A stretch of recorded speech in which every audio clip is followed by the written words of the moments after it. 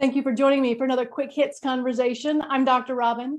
With me today, I have James Roumeliotis, Doug Crowe, and Atif Agha. Today, I would like to talk about what role does luck play in success? Atif, kick us off. Yeah, so the first thing that comes to my mind is this is really as far as we know the civilization, this discussion goes back to that, because people have always wondered, is this really luck, or I landed here with just a coincidence, or am I picked on? So the question that I wanted to really raise as part of this discussion and thought-provoking is it actually varies by individuals' core beliefs, what they've really raised with, what are their core beliefs, whether their religious affiliations may be, and how they're based in their thought processes. And I think just before I pass it on to maybe James or Doug, I want to say what we can do today, as I support data and analytics area, I think we can gather these sort of surveys and gather information to see what most people feel and experience. Is this really luck that have landed them to somewhere? Or is this really their hard work? And one thing, my observation is personal feedback into this, luck can get you there, but it's hard work that keeps you there, I think is a key thing. To quote a famous Roman philosopher, Seneca, luck is what happens when preparation meets opportunity. And I believe that the difference between lucky and unlucky people is all in our perspective. Lucky people generate their own good fortune using several principles. For example, they're skilled at creating and noticing chance opportunities. They may be lucky through the decisions that they make and listening to their intuition, and they can create self-fulfilling prophecies through positive expectations. Yes, I would love to create the alternate universe machine. I remember reading Malcolm Gladwell's book about this, talking about, I think it was Outliers or Tipping Point, where it talked about if Bill Gates been born like in 2 blocks over or 1 year or later earlier, none of that would have happened. We don't know. So in one instance, like, well, that's true. But since the alternate universe machine isn't available, what would have happened could have been better. We don't know. Maybe he would have done to some different tangent. We don't know. But I love what you said, James, about, opportunity and preparation. And I've always said, well, luck is perceived as being random, but it doesn't have to be, because the busier I am, the luckier I get. So there's a lot to do with one of my famous sales quotes when I was a sales manager is volume cures everything. You can work on your skills, and you should, but volume, just keep doing it and you'll get luckier. If you consider it being random, it might be, but it also has something to do with activity. I think you have to be able to catch luck when it passes you by. I know when I first started my business, I had the opportunity to have a drink with a venture capitalist who had more money than he had time to spend. And he asked me, what does your business need? And at that point, I did not have a good answer for him. And I feel like I totally missed the bus on that opportunity. Was luck shining on me? Maybe, but I didn't have an answer to give him that was useful. Having spoken to a couple of VCs, I don't know any names here, but you might have dodged a bullet. You don't know. It could have been okay. No, it's the same thing. Like, luck will get you there at the right place at the right time. But it's a matter of, are you prepared? Have you worked hard enough to really support what luck's bringing to you? I think that's really I think it's a more average. If you ask most people, they will agree with that. But it's still luck where you're born. What kind of privileges you have? Are you lucky to, how do you debate with that? It has to be pure luck to have the privileges most people had, and some people don't have it. And born with a brilliant mind. Right. I tell my kids all the time, you may be really smart, but it's really hard work that's going to get you farther in life. You could be really smart. You have to work hard for getting the respect and getting the things that you want to achieve in life.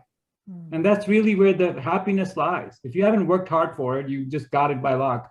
Look at the lottery winners. There's a whole study about lottery winners. Everybody who's won the lottery by pure luck has really not been able to sustain it. I don't know about everybody, but most. Yeah, that's with no preparation. Statement. For James's point, they didn't prepare for it.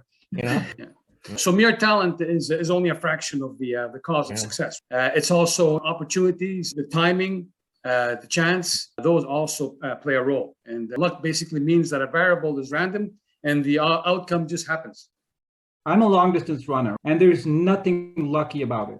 I have to work hard every day, every other day. I have to get out, work hard. So that's where I see the success when I get to the farthest I want to get to. So the question I wanted to ask then is, how do you prepare yourself to catch luck, recognize it, catch it when it passes you by or when it stops by? Oh, that's attitude and perspective, I'm going to say. And also preparation and going by your instincts when making, calculated risks, taking calculated risks and making, decisions that may get you what you're targeting. And for me, I think it's all about timing as well. I look at some of the things that I was successful in the past and some of my friends and acquaintances, and they were at the right place at the right time while they were working hard and smart as well. Kind of reminds me of the book, The Alchemist, got really popular maybe 4 or 5 years ago. And it talks so much about how when you make up your mind, the universe helps you get there. The things start to fall in place. I think all of us might have experienced something like that when we're really in the right place, doing the right thing, working hard, everything just falling in line with where we want to get to. So how do you prepare for it? I think you don't. You just be honest, be sincere, and you do your best. And I would say also don't treat luck as a one-time opportunity. If the universe is conspiring to help you out, it's not going to quit. It's been around for a long time. So Robyn's, her assumed gaffe of not talking to VC about money, maybe there's a better VC with better money or no money that's a better opportunity for her business. Well, I don't know. Is catching luck or taking the best advantage of luck have something to do with your brain and logic, or with your gut and your emotion and recognizing it and just going for it? All of the above. Time for this. a bit of everything. Yes. Yeah. If we want to narrow it down, I'm going to say attitude. Say gut for sure. Yeah. Yeah. Gut, attitude. Yeah. So what does that mean? What does attitude mean? Because if a person's a Debbie Downer or they're looking for what can go wrong, they're going to find what's wrong. The reticular activating system is going to say, well, I'm going to find danger wherever I look. Well, yeah, if you're looking for it, you'll find it. If you're looking for luck, you'll find that. Yeah. Seeking the silver lining. But even more so. It's like what you're wired. There's so many, Robyn knows this. There's like tens of thousands of images coming to our brain every single second. We can only really capture a few of them. So our attitude will wire ourselves to look for opportunity or danger. And so if you're wired to look for the danger, you'll find it. If you're wired to look for luck, I'm going to find it. I'm going to say attitude. I agree with you, Doug. I think attitude is the biggest thing. The gratitude and the attitude about life is the biggest thing which gets you and lands you in the lucky places. If you're always complaining, you're always going to be complaining no matter what. This is why people have a lot of bad luck. They surround themselves with other people like that. They actually attract more negative stuff in their life. It's like science, I think. It's like, anyway. And there's studies around it. I mean, people talk about, I missed 80-90% of the time, but 10% or 5% I actually made it. Yeah. And I'm the most successful person. I mean, there's studies around it that shows it's not pure luck. Taking advantage of opportunities as well. If you don't get on every horse that passes by, you won't know if you have a unicorn, but nobody has time to look at every single horse. So you kind of have to just go with your gut and say, what happens. And I know for me, because I, grew up with an engineering mind, I can talk myself out of an opportunity in a minute. I see. So you have a conflict in your mind at times, right? Yes. So I think that catching luck means being willing to take that risk. And we don't have time to get into what luck and risk and all of that has to do with it, each other. But I do think that catching luck is about being willing to kind of jump on the horse as it runs by and see, oh, is this one a unicorn? But that means the opportunity cost of every other horse that's in the pasture at that moment. I think it'd be fair to say it's a combination, right? Like I think James was saying that earlier. It's a combination.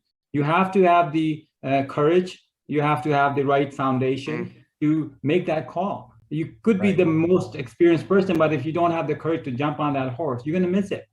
So it's a combination of luck when it knocks at your door, but to really be able to take that call as well. And it goes without saying that the younger you start taking risks, the better, because as we get older, we're not into playing risks. We're into calculated risks.